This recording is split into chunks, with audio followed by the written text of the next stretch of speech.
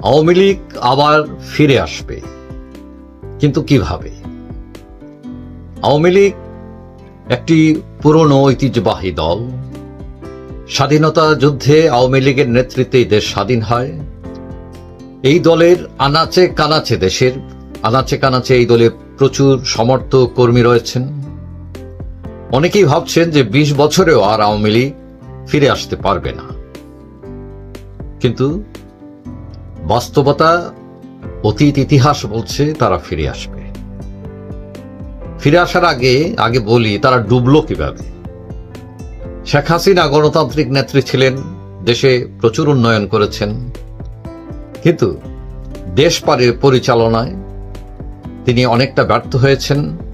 রাজনীতিবিদ, আমলা, দুর্নীতিপরায়ণ, তোষামোদকারী যারা ছিল তাদের নিয়ে দেশ পরিচালনা করেছেন। যারা ত্যাগী, যারা সৎ, তাদেরকে দূরে ঠেলে দিয়েছেন। শুধু দূরে ঠেলে দেন নাই, তারা এই যে তোষামোদকারী দুর্নীতিবাজদের কাছে টেনে নিয়ে কালো টাকার মালিক, গুন্ডা পান্ডা, ব্যাংক ডাকাত, এদেরকে তিনি প্রশ্রয় দিয়েছেন।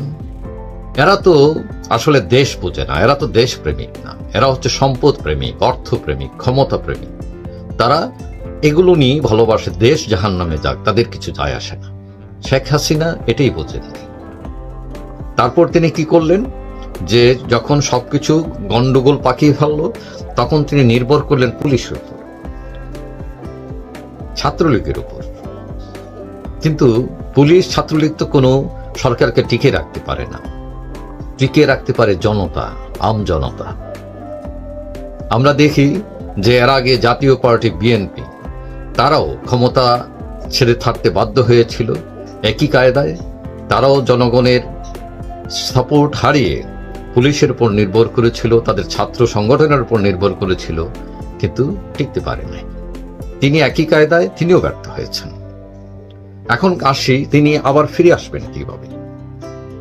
এটার সোজা উত্তর হচ্ছে, বিএনপি, জাতীয় পার্টি যে কায়দায় ফিরে এসেছিল, তারাও ফিরে আসবেন সে একই কায়দায়। খরস্রোতা নদী, তার কিন্তু বিভিন্ন বাঁক থাকে, উপদ্বারা থাকে। আওয়ামী লীগ হচ্ছে একটা খরস্রোতা নদীর মতো, তার একটা পাওয়ার আছে। আমি আগেও বলছি যে তাদের পাড়া মহল্লায় এমন কোনো জায়গা নেই যে তাদের সংগঠন নেই। এখন এই যে স্রোতধারা, এটা অলিগলি তৈরি করবে এবং কোনো একটা অলিগলি দিয়ে তারা বেরিয়ে আসবে। তবে তাদের ফেরার কতগুলো কারণ আছে, কিভাবে আসবে। যেমন বিরোধী দল যেগুলো, তাদের মধ্যে মতানৈক্য হবে। তারা কিন্তু সবাই একমত হয়ে ক্ষমতায় চলে যাবে, এটা কিন্তু না।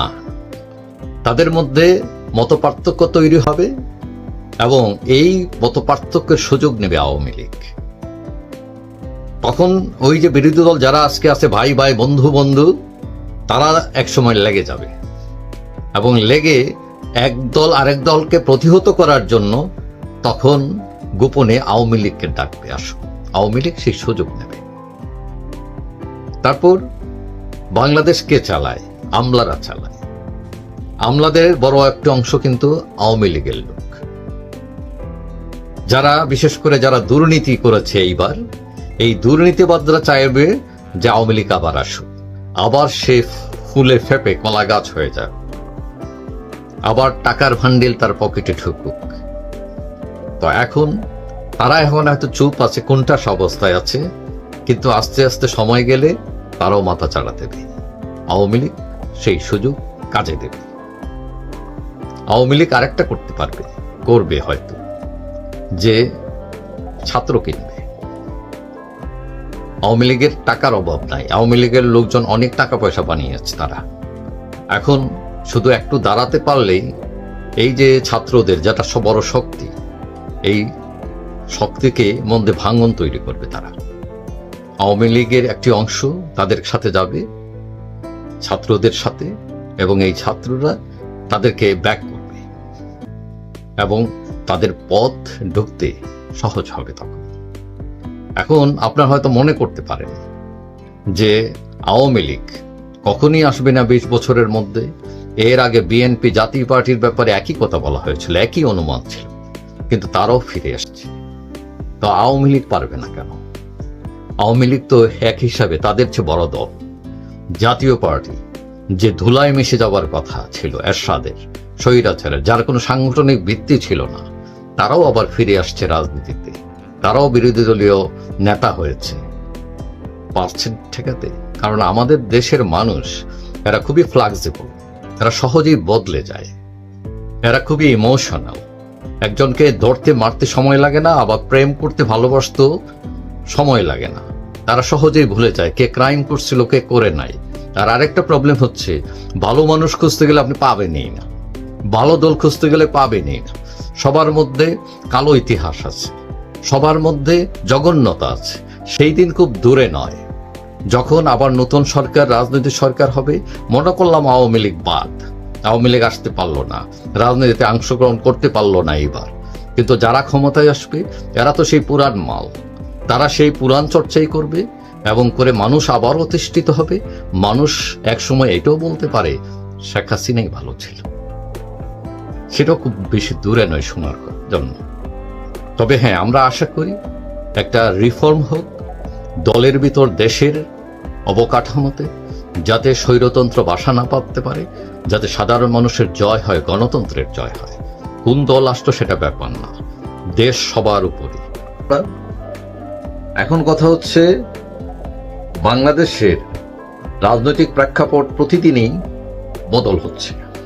মন্ত্রীরা বেরিয়ে আসছেন, তাদেরকে গ্রেফতার করা হচ্ছে, বিভিন্ন জায়গায় বদলি, পদোন্নতি, বিভিন্ন রকম ইস্যু প্রতিদিনই আমরা খবরের কাগজে দেখতে পাই। এখন তারা ক্ষমতায় আসছেন, অন্তর্বর্তীকালীন সরকার, 2 জন ছাত্র মন্ত্রী হয়েছেন।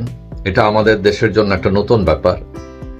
এখন কথা হচ্ছে, নির্বাচন কখন, এটা একটা বড় প্রশ্ন। সবগুলো দল, আওয়ামী লীগ ছাড়া, বাম দলগুলো ছাড়া, অন্য দলগুলো বলছে তারা সহযোগিতা করবে এই সরকারকে, কিন্তু পিছন থেকে আবার চাপ দিচ্ছে যে তাড়াতাড়ি নির্বাচন দাও।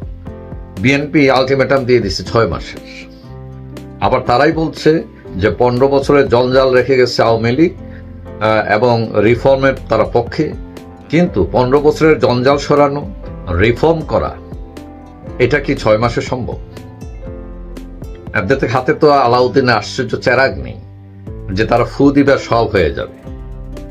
তো এত বড় একটা বিরোধী দল, তাদের কোনো হিসাব নিকাশ নাই। অর্থাৎ তারা অনেকটা এত ক্রেজি হয়ে গেছে যে ক্ষমতায় তাড়াতাড়ি যাওয়া দরকার।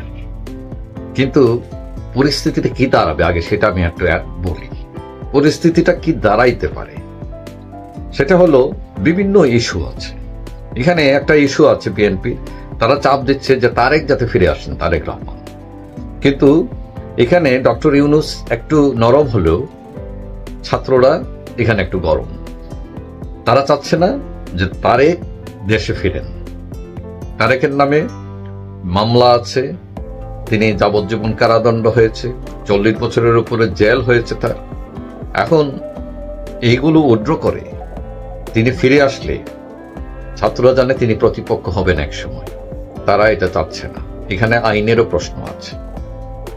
তারপরে আপনার এখানে জামাত একটা বড় শক্তি, ইসলামী দলগুলোর মধ্যে তারাই সবচেয়ে বেশি সাংগঠনিকভাবে স্ট্রং।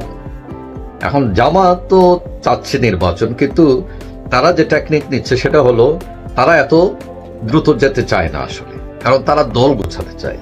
কারণ আপনারা জানেন জামাতের দলগত অবস্থান একদম লন্ডভন্ড হয়ে গেছে। তাদের নেতাদের ফাঁসি দেওয়া হয়েছে এবং অবকাঠামো ভেঙে পড়েছে প্রায় তাদের। এখন তারা জানে তাদের একটু গুছাইতে সময় লাগবে, সুতরাং তারা এত তাড়াহুড়ো করছে না। তাড়াহুড়ো করছে কারা? এই যে বিএনপির সাথে আছে ওই যে বিপি নূর, তারপরে আন্দোলন পার্থ, এরা তো এখন এরা বিএনপির সাথে হয়তো আগামীতে আন্দোলনে যেতে পারে যদি সরকার সহসাই নির্বাচন না দেয়। অবস্থা দৃষ্টি মনে হচ্ছে 2-3 বছরের আগে এই অন্তর্বর্তী সরকার, বিশেষ করে ছাত্ররা নড়বে না। তারা রিফর্ম করেই যাবে এবং রিফর্ম করতে সময় লাগবে। তারপরে শুধু সেটা না, তারা চাচ্ছে রাজনৈতিক দলও প্রতিষ্ঠা করতে। এখন রাজনৈতিক দল প্রতিষ্ঠা করতে এটাকে গুছাইতে, দাঁড় করাতে একটু সময় লাগবে। তারা এটা চান্স নেবে এই সময়টাতে। এখন এখানে জামাত বিরোধী আর একটা ইসলামী শক্তি আছে, ইসলামী ঐক্যজোট, হেফাজতে ইসলাম, এখন এদের অনেকেই মনে করেন যারা একটা পাওয়ার, কিন্তু না।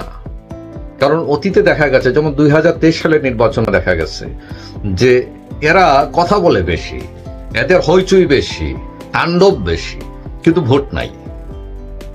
আপনার বলেন, আজকে যদি নির্বাচন হয়, এই যে ইসলামী দলগুলো আছে, 1 সিট 2 সিট পাবে কিনা সন্দেহ তারা, কারণ তাদের ভোট নাই।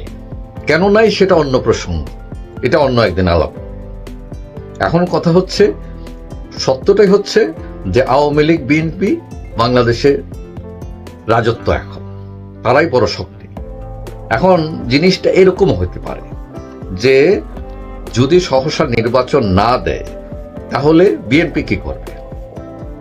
বিএনপি আন্দোলন যেতে পারে, তার সাথে ওই যে পিপি নূর, আন্দোলন পার্থ, এরকম লোকদের সাথে নিতে পারে।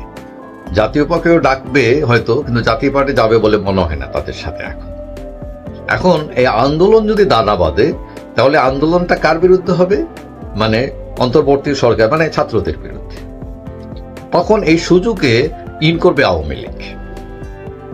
তখন ছাত্ররা যদি কোণঠাসা হয়ে যায়, তখন তারা আওয়ামী লীগকে আবার কাছে ফিরাইতে পারে ছাত্ররা। তখন দুইটা সুর হতে পারে, একটা ডানপন্থী, একটা বামপন্থী। তখন ডানে বিএনপির নেতৃত্বে ইসলামী দলগুলো অথবা বিপি নূর, পার্থ, এরাও থাকতে পারে। আর বামে বাম দলগুলো যেগুলো আছে, 14 দল, তারা থাকবে। কিন্তু ছাত্ররা কোথায় থাকবে?